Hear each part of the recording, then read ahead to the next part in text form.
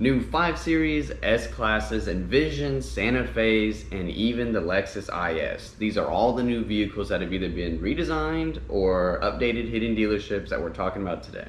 Yeah, a lot of exciting stuff on the auto industry and everything else on Up to Date.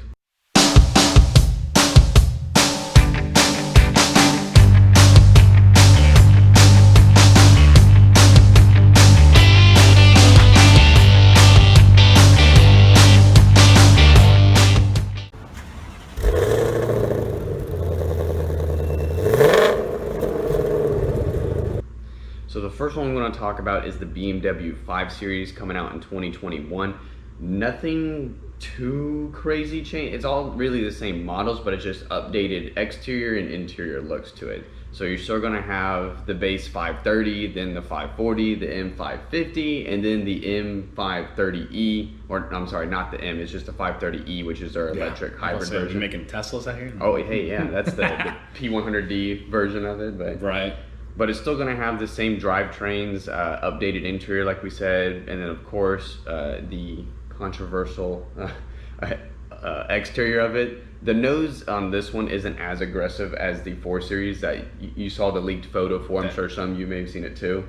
I mean, just look at these comparisons. But outside of that, I think with the 5 Series updated, very similar to the 3 Series that was updated this last model year. Mm-hmm. Great additions. I don't think you're ever expecting the BMW to do anything remarkable on the outside. It's just more of something. I even drove the M340i at the Houston Auto Show. That thing on the inside is a very huge upgrade, and it's brought into the times. So it's got the digital dash, it's got a full-on touchscreen infotainment, and the electronic gear lever is updated as well. So it's a very updated interior, and this is something that we haven't seen in quite a few years from BMW. Yeah, and naturally, of course, with competitors, if somebody brings out a brand new vehicle, you're like, wait, look at our brand new S-Class that we have. This is cool over here. So the S-Class is also getting updated. There's been very few leaked photos. We don't know as much about it as the 5 Series that we were just talking about, but we do know that it's going to be powered by a series of straight sixes and V8s.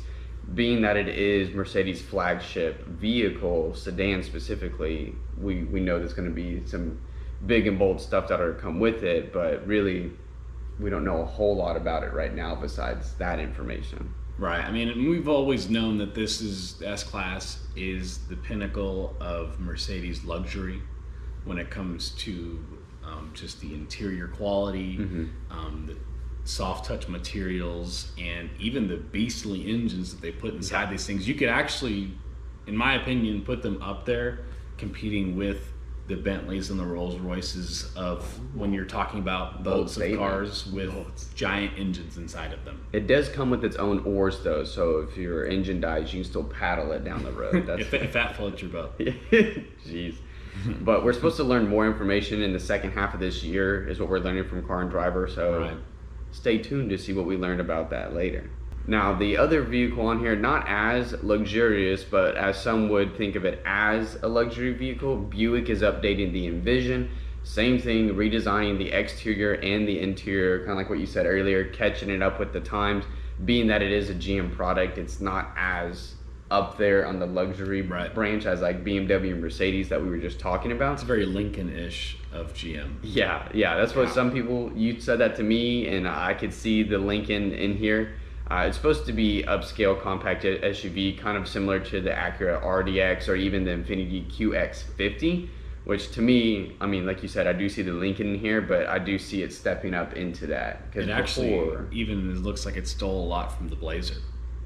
I do see some Blazer to it. So I think they're getting a lot of flack that it's not, doesn't seem to be a vehicle on its own separated. Feet. Yeah, it's not, it doesn't have its own foundation. It's just kind of a, no offense to GM, but it's just like a reinvented product they've already made. Yeah, kind of like the older Lincoln Navigators and the Explorers, where it's basically the Navigator was the Explorer, but with just fancy interior, or like the Lincoln, what was it? Expedition. Or Expedition, yeah, or even what was it? The Lincoln Mark IV? Is that what their Mark truck LT. was? Mark LT. It was the F-150, but just all the Lincoln nice stuff put into it. Like there wasn't very much difference. Now, to Lincoln's defense, they have been doing a lot of redesigns with their vehicles as well. We're not talking about them today, but I would say that they're up there with Land Rover with the type of additions that they've made. But this Buick Envision, I think Buick needs a lot of help. I don't think Buick's exactly sitting very comfortably in their own right, and so I think any help they can get to push their vehicles would be great, because the only thing that's really pushing well for them right now is maybe the Encore and the Enclave. Yes. And that may own like 2 to 5% of the entire SUV market. Yeah, and I personally think vehicles like the Encore, for what it is, it's a really good deal. Oh yeah, it's a great price, price point. It's a good vehicle. I mean, you can't complain. It's like if you were in the same market to buy a Chevy Trax, go get a Buick Encore. You're gonna have leather interior. You're gonna have a nicer steering wheel. You're gonna have little things like that you don't think about. Yeah. I think it also takes regular gas, so that's also important. Yeah, you don't gotta put premium in it. You got luxury type vehicle with regular gas, so there you go. Yes, exactly. The Hyundai Santa Fe is also getting updated anew, again, as the Envision. We're talking about new facelift, new exterior, new interior. They're even pulling things from the Palisade and putting it into this Santa Fe, is what I was reading. So Palisade. Tomato, my friends. Okay. Porsche. Yeah. But they're making it again. The recurrent theme is bringing it up to the times. They're even giving it new features like all-terrain select. So whatever terrain you're going across in your Santa Fe, taking it off-roading now, maybe, I don't know, but that's what we're expecting in 2021. It's supposed to debut in dealerships early next year, is what we're seeing. But from what we know from it so far, it definitely is a much needed improvement over the current Santa Fe. Yeah, and I think, this is dangerous to the SUV market, because the Santa Fe already kills it in sales. And if you're going to redesign it again with interior quality and other things of that nature, look out, other SUVs in this market. Oh, yes. Because the Santa Fe may start stealing sales from you guys. Possibly. I mean, again, with the warranties you keep bringing up on all of these new cars. 10-year, 100,000 miles. Can you really beat that? That's just insane. Well, and it's in a low price point. Yeah. Good materials. Ouch. Like, that is very, very competitive. Yes, and drivetrains, they have a couple of options, a 2.4 liter inline 4 or a turbocharged 2 liter. So you have options on that as well too. Again, no premium gas for this one, so that's also very dangerous. When you're saving the customer money and giving them similar performance or even better stuff, that's going to be dangerous for the competition. Upscale SUVs that are actually coming to dealerships now. So this one's been on kind of a pause because of coronavirus, but the Land Rover Defender is supposed to hit dealerships, was supposed to be starting this month on June 1st. According to Car and Driver, their source at Land Rover didn't give them any specific numbers. So just like the initial amount is supposed to hit dealerships, which probably means all the Land Rover dealerships in LA, New York, and like Dallas or Houston, major markets. Yeah. So not in your small town Land Rover Jaguar Land Rover dealer. Yeah, probably not yet, but in the major dealerships that are probably selling the most are going to get these. And this is the first Defender that we've seen in the US in, I think it was like 23, 24 years. Yeah. So of course they're going to want it to succeed right off the bat. But overall, it's a really good looking SUV. 4-door and 2-door version is supposed to come later is what I'm seeing. But so a similar market as you would talk about the Bronco when it finally comes out, and any of the vehicles of that size. And so I think if you're somebody that's in that market of, like, maybe in the past you've bought a Toyota FJ Cruiser, or you've bought a Hummer or anything like that, I think this is that vehicle. And if it's at the right price point for you, this is a solid option, because let's start in the 50s, the 50,000 range. See, that's another dangerous thing. Like the fact that you have everybody else, like the Ford Broncos starting in the 40s, 30, 40s. So you're like, why not just get the Defender? I don't know. I mean, unless you're talking about owning the vehicle for 30 years, I guess you can see the Defender not being as well, just because Land Rover is reliability. So I do like all the action shots they have of this thing, like going through rivers and on mountains and stuff. So definitely be interested to see how many people actually do that with their Defenders if they buy it. Yeah, I'd love to know the actual community of Land Rover owners that take their vehicles off-roading. Yeah. So I don't think that there's as many of them in America. There might be some in other countries, but I just don't see it in America. I think people, they like to take themselves on road and into nice areas, but yeah, to each his own. Yeah.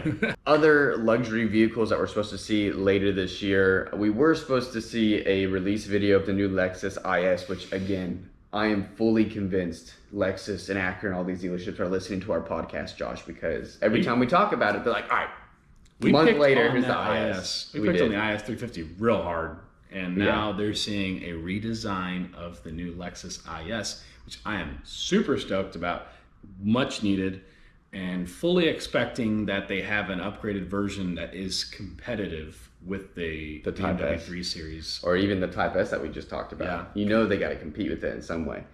We were supposed to see a release video of it on June 9th, but that's been pushed back to be determined. Lexus hasn't said when. They just said we'll announce later when we're going to have that. But that's when we're supposed to learn a lot more information about it, because we don't know a whole lot about it as it sits right now. We just know that they're going to announce it soon. Hopefully still this month, but who knows? Which I doubt that everybody out there that's watching this is hoping that there's going to be an ISF. I don't picture that happening. They're already talking about getting rid of the F line here in the next few years. Oh, as a whole. Yeah, just because of, there's talks out there because of the electric market starting to rise, and it's forcing the auto industry into a corner. You're going to see a lot of the bigger V8s kind of, I mean, the GS just got nixed recently. And so as a whole, as a model, instead of the GSF. They're a larger sedan, right? Is that the largest one? Well, they have the ES, and then the GS is your more sportier sedan. Okay. Bigger sedan, like your faster 5 Series. Okay. But either way, I think this IS, if anything, will start looking more, not physically, but just performance-wise to how the TLX has increased in performance. That's what we need in our life right now. So yeah, something that's your base model with the 4-cylinder is pushing up into the higher 200s, closer to 300, and your V6 that you're slapping into that Lexus needs to be closer to 400 horsepower. Yeah. Because that's just how the market's going. And if you don't do that, I worry about the success of that model. Yeah, so we'll see what happens. Let us know in the comments what your favorite vehicle is out of these that we talked about, or even if there's other ones that are being redesigned that we didn't discuss. There's so many stuff that's been changing right now. Dealerships and OEMs are sitting around going, how can we change stuff and mix things up right now? So if there's other stuff out there you've seen, let us know. Maybe we talk about it in a future episode. Yeah, make sure you guys subscribe and keep up to date with us. But without further ado, that is Gulf Coast Gearheads signing off.